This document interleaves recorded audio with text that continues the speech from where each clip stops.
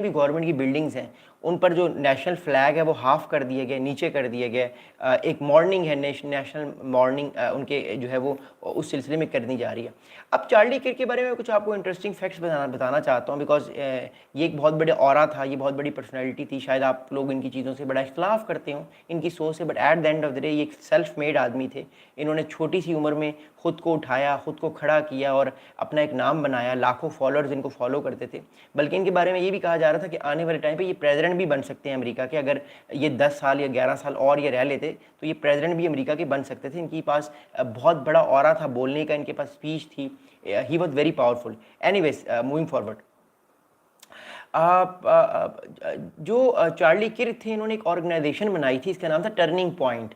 So Turning Point Action is the conservative youth organization founded by Charles Kirk, helped encourage younger voters to turn out for President Donald Trump during the 2024 campaign, which Trump has credited with helping secure his run to the White House. تو basically Charles کرک جو تھے انہوں نے سب سے پہلے importantly یہ بات کی تھی کہ چارلز کرک نے 2024 میں جو ہے وہ ایک آرگنائزیشن بنائی تھی جس کا نام تھا, میں نے آپ کو آلریڈی بتایا, ٹرننگ پوائنٹ ایکشن. تو ٹرننگ پوائنٹ ایکشن جو تھی یہ ایک ایسی آرگنائزیشن تھی جو سوشل میڈیا پہ, ریڈیو پہ, ٹی وی پہ اپنے پروگرامز کرتی تھی اور ینگسٹرز کو ابھار کرتی تھی کہ آپ ڈونلڈ ٹرمپ کو ووٹ دیں, آپ رائٹ ونگ کو ووٹ دیں, آپ میک امریکہ گریٹ کو ووٹ دیں. اور اس سارے معاملے کے جو CEO تھے اس پورے پروگرام کے, وہ تھے چارلی کرک صاحب. اب Charlie Kirk is a conservative political activist and he was also the cofounder of turning point.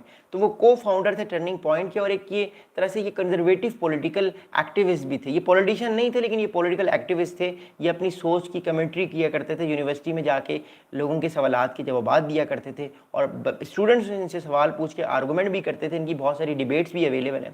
So he was a very very powerful personality in America. آگے چلتے ہیں. اگلی بات یہ ہے کہ ابھی ہم سسپیکٹ کی بات کرتے ہیں, جس سسپیکٹ نے ان کو شوٹ آؤٹ کیا, ان پر گولی چلائی ہے. تو the suspect who was involve in the shooting is not yet in custody. According to the spokesperson from the university, despite the school saying earlier that police had someone in custody. تو ابھی تک جو ہے وہ police کے پاس, police کی طرف سے جو ابھی تک اسٹیٹمنٹ آئی ہے اس کے مطابق جو شوٹر ہے, جنہوں نے شوٹ آؤٹ کیا ہے, انہوں نے جو ہے وہ ان کو کسٹڈی میں نہیں لیا گیا. حالانکہ پہلے یہ کہا جا رہا تھا کہ کچھ لوگوں کو کسٹڈی میں لیا گیا ہے, لیکن شاید وہ لوگ جو تھے وہ انوالو نہیں تھے اس معاملے میں.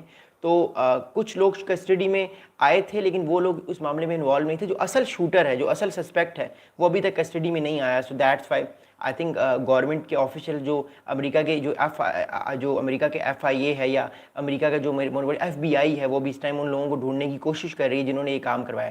اچھا, ایک بڑا انٹرسٹنگ فیکٹ بتاؤں گا آپ کو. یہ جو چارلز کرک صاحب اپنی پولیٹیکل ایکٹیویٹی کر رہے تھے, ان کے ساتھ ساتھ جو ہے وہ 50 سے 60 لاکھ لوگ, 50 سے 60 50 to 60 people were also protesting.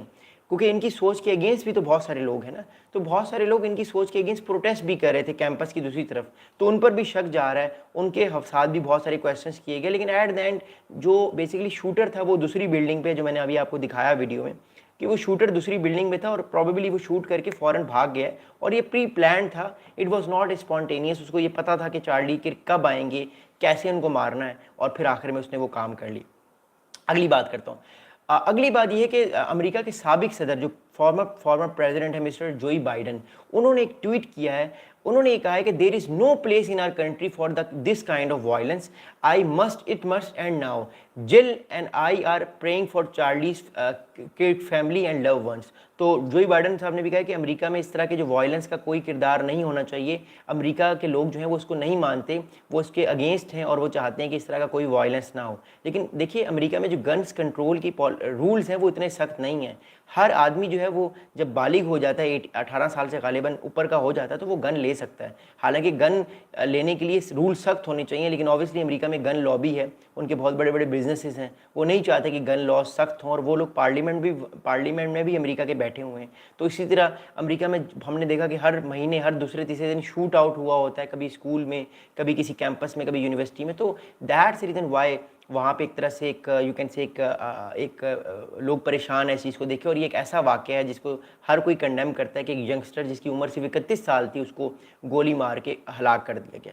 اگلی بات آپ کو بتاؤں گا. اگلی بات یہ کہ according to our sources, the search for the suspect who shot Charlie Kirk is still underway, and the initial search has not recovered the gun used in the shooting as of Wednesday evening. A law enforcement official briefed on the matter told CNN. एक America के law enforcement agency के एक officer ने CNN को बताया है कि जो सस्पेक्ट है, जिसके बारे में ख्याल है कि उसने फायरिंग करके चार्ली किर्क का मर्डर किया है, कत्ल किया है शूट आउट के थ्रू, तो बेसिकली उसकी अगेंस्ट जो है वो इन्वेस्टिगेशन जारी है. But as of now no one has been captured, किसी को पकड़ा नहीं गया, लेकिन अभी तक सर्चिंग अंडरवे जारी है, क्योंकि ये 2,500-3 हज़ार लोगों का मजमा था. इस मजमे में किसी एक बंदे को आइडेंटिफाइड करना इतना आसान नहीं है, लेकिन स्टिल वो कोशिश कर रहे हैं कि जो DNA के जो है वो या कोई